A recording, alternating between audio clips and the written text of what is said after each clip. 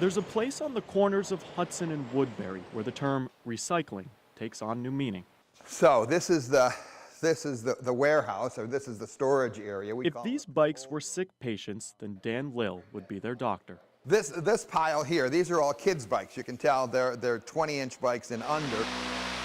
It was an idea that Rochester residents started peddling around back in 2001.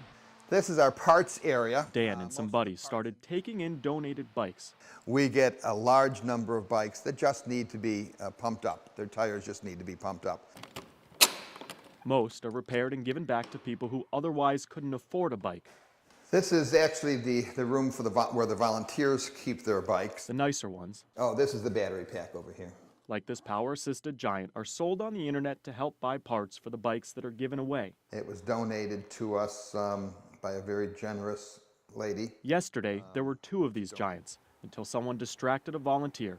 That's when Dan says another man hopped on the $2,000 bike and rode off. And the money is just not going to be there. Some portion of that is not going to be available to the people in need. People will frequently ask us, why don't you get a warehouse out in Brighton or in Pittsford or in Greece? Well, that's not where the need is. The need is here in this neighborhood.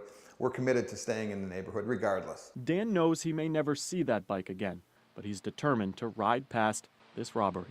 This is not going to deter us. It's just going to make it a little more difficult. In Rochester, Chris Conti, 13 WHAM News.